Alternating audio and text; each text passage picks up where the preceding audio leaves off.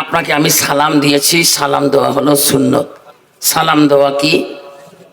একটু জোরে বলবেন, সালাম দেওয়া কি সুন্নত। সালামের জবাব দেওয়াটা হলো ওয়াজিব। বাবা বলেন সুন্নত বড় না ওয়াজিব বড়? ওয়াজিব বড়। জোরে বলেন, সুন্নত বড় না ওয়াজিব বড়? ওয়াজিব বড়। রাসূল বলছে মান আহাব্বা সুন্নতি ফাকাদ আহাব্বানি।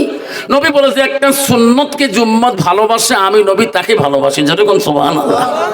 বাপজন আমার সোনার চানারা, আমরা আজকে এই কবরস্থানের সবাই শুনতে যাচ্ছি আমার নবীর ভালোবাসা অন্তরে আছে না নাই? কার কার আছে হাত তুলি দেখাই। হুজুর নবীর ভালোবাসা আমাদের অন্তরে আছে। একটা সুন্নতকে যদি আমি পালন করতে পারি দুনিয়ার বুকে, আল্লাহ রাসূল বলল লাইফ মেনু নাহা দুকুম হাত্তা কুন হাব্বা ইলাইহি মিন ওয়ালিদিহি ওয়া আওলাদিহি ওয়ান নাসি আজমাইন আও কামা সালাতুস সালাম। রাসূল বলল আমার ওই মানুষটা আমার উম্মতের ভিতরে মুমিন হইতে পারে না, মুসলমান হইতে পারে না, যারা নিজের ছেলে সন্তান পিতামাতা অন্য মালক থেকে মানুষের থেকে আমার নবীর ভালোবাসা উম্মতের যার ভিতরে থাকবে না। আজকে আমি মুসলমান হয়ে একটা নবীর সুন্নতকে পালন করা বড় কষ্ট মনে করি। মুসলমানের 10টা দাইনি সুন্নত, তাতে 1 নম্বর হলো মাথায় টুপি রাখা। জোরে কোন সুবহানাল্লাহ, জোরে বলেন সুবহানাল্লাহ। 2 নম্বর রাসূল বলল 3 তরিকা লিম্মা জিম্মা রফরা। হাদিসগুলো খুব মনে রাখবে, লিম্মা জিম্মা রফরা। 3 তরিকায় 1 তরিকায় চুল রাখা। কন্ত 3 নম্বর রাসূল বলল দাড়ি রাখিয়ে মোছ কাটা।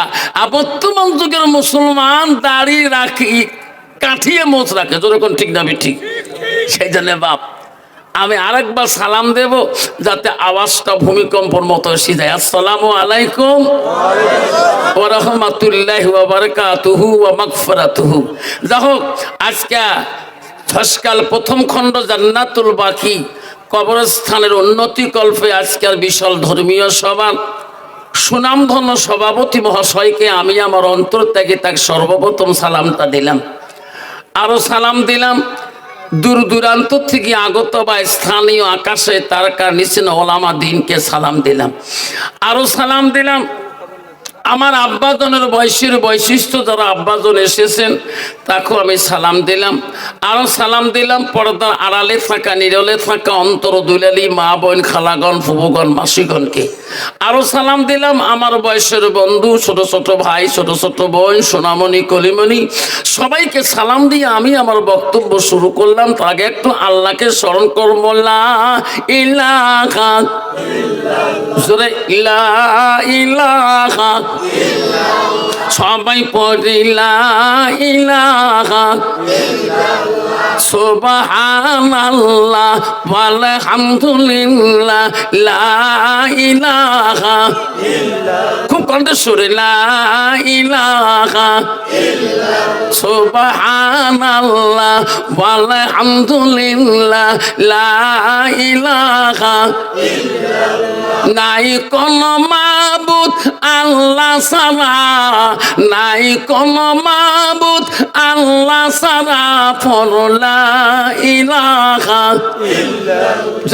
লা ইলাহা আকাশের মালিক যে আল্লাহ, জমিনের মালিক সেই আল্লাহ, লা ইলাহা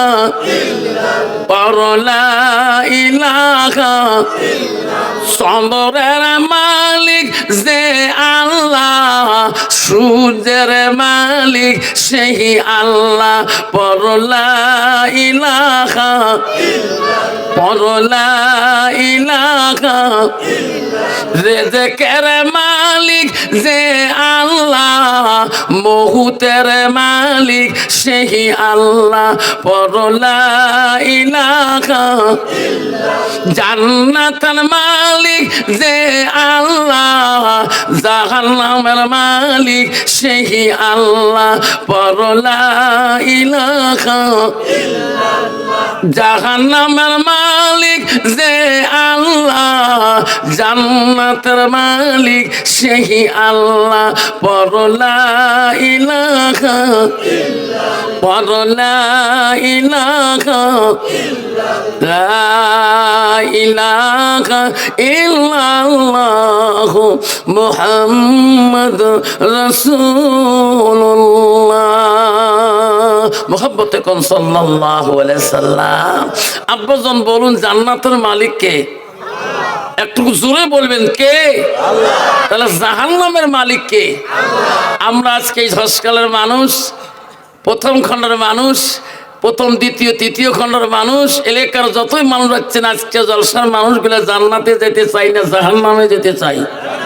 জান্নাত কাইকেই যাবেন, হাত তুলে দেখান। কাইকেই জান্নাত যাওয়ার চাই। তকবীর লাগান নাই? তকবীর।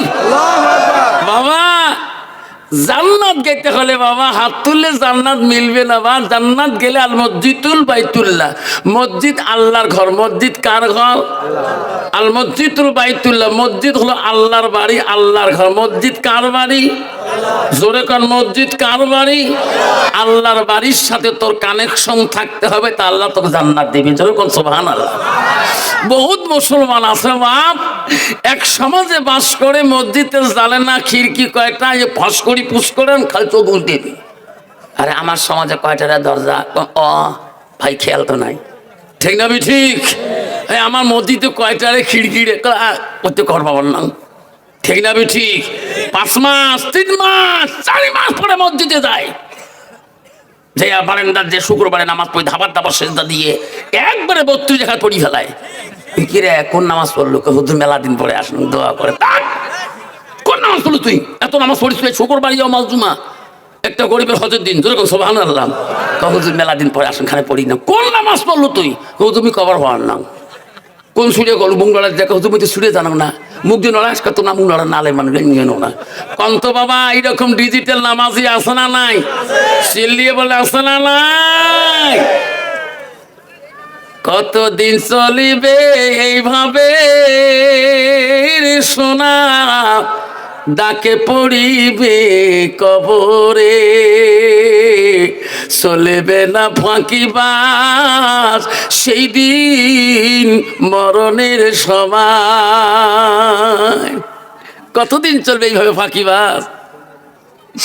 আল্লাহ নবীর কাছে আব্দুল ইবনে মাসউদ হইতে হাদিসটা বর্ণিত আছে, মুসলিম শরীফের হাদিস। আল্লাহ নবীকে প্রশ্ন করে, কালান নবী সাল্লাল্লাহু আলাইহি সাল্লাম, নবী গো, ওগো নবী, পৃথিবীর জমিনে সবচাইতে বড় আমলটা কি, ভালো বস্তুটি কি?